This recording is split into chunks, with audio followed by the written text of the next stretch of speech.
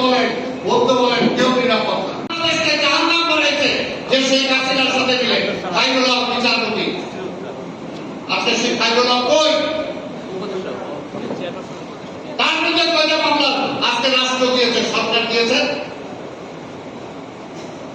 আমাদের তারেক রহমানের মামলা একটার পর একটা যায় কোর্টে যায় ফেস করতে হইতেছে।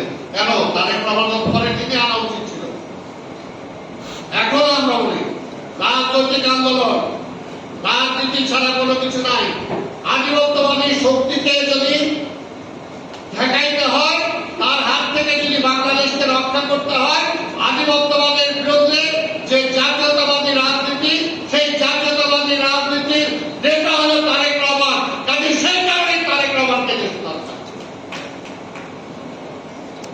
রাজনীতি দুই ধরনের বিভক্ত, পরিষ্কার।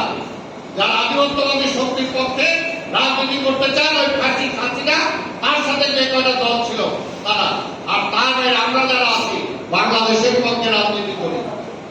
স্বাধীনতার পরেও যুদ্ধ করছি, যুদ্ধ করে আবার যখন দেখছি এই আওয়ামী লীগ আধিপত্যবাদী শক্তির পক্ষে, সেদিন থেকে তার মধ্যে লড়াই করতে করবে পরিষ্কার।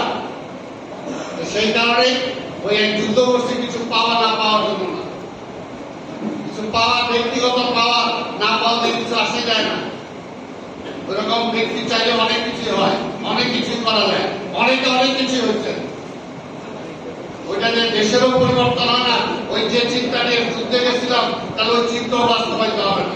আজকে ছাত্ররাও এই বয়সে আবার যে চিন্তা নিয়ে তারা আজকে 5ই আগস্ট ঘটিয়েছে, এই চিন্তাও বাস্তবায়িত হবে না যদি আমরা এটাকে সঠিক খাতে প্রবাহিত করতে না পারি। তাহলে ওই আমরা স্বাধীনতা করছি, আবার বলে দ্বিতীয় স্বাধীনতা, এরপরে আবার তৃতীয় স্বাধীনতা বলতে হবে। এইভাবে কি চলবে? এটার জন্য আজকে পরিষ্কার যে দেশটাকে যদি গ্রহণযোগ্য করতে হয়, মানুষের কাছে নিতে হয়, তাহলে সত্যিকার অর্থে ইলিয়াস কাঞ্চনের মতো যারা কোনো কিছু পাওয়ার আশায় কিছু করছে না, দেশের জন্য, রাষ্ট্রের জন্য, মানুষের জন্য নিজের জীবনকে নিবেদিত করতেছে, এই ধরনের নিবেদিত প্রাণদেরকে আজকে এগিয়ে দিয়ে আসতে হবে দেশের সাথে। আমি আজকে বক্তব্য দীর্ঘায়িত না করে আমি আবার ইলিয়াস কাঞ্চনকে ধন্যবাদ জানাই। আমি শুধু আজকে বলবো, আপনি নিরাপদ সড়কে আন্দোলন করছেন, কিন্তু সংস্কৃতি নিয়ে আন্দোলন করেন। কাউকে তো দেখি না সংস্কৃতি ধর্মের আন্দোলন, না কাউকে তো দেখছি না। আমার কৃষ্টি, আমার সংস্কৃতি আজকে শেষ হয়ে গেছে। আজকে আধিপত্যবাদী শক্তিদের কারণে আজকে তারা আমার দেশে তার ছবি চলবে, আমার দেশে তার টেলিভিশন চলবে, তার চ্যানেল চলবে, আর আমার চ্যানেলকে এই পর্যন্ত আমি ওই করে দিতে পারলাম না। কেউ তো বলে না সহজ করে যে আমি এটা বন্ধ করে দেবো যদি আমারটা না চলে। বলতে হবে। আরো আধিপত্যবাদীদের বাজারে রূপান্তরিত হওয়ার জন্য আমি এটা করি নাই। বলতে হবে আমার বিশ্বে আমার ফেলানিকে যদি আজকে সীমান্তে অতিক্রম করার কারণে গুলি করে সীমান্তের তার কানে ঝুলে রাখা হয়, আওয়ামী লীগের আজকে কিভাবে সীমান্ত অতিক্রম করে ওই পারে গেল? কেন তাদেরকে গুলি করা হয় নাই? কেন তাদেরকে ধরা হয় নাই?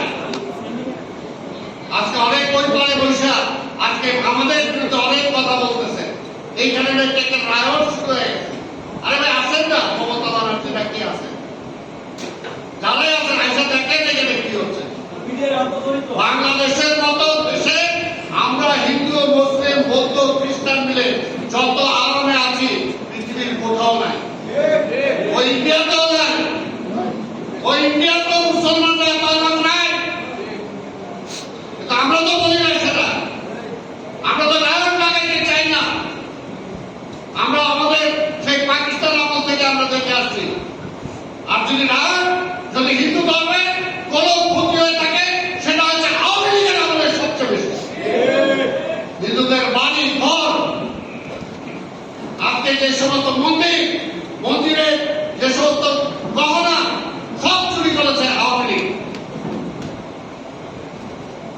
আওয়ামী লীগের বাইরে যখন থাকে তখনই সবাই নিরাপদ থাকে। আসলে আওয়ামী লীগের আমলে হিন্দু বলেন, মুসলিম বলেন, বৌদ্ধ বলেন,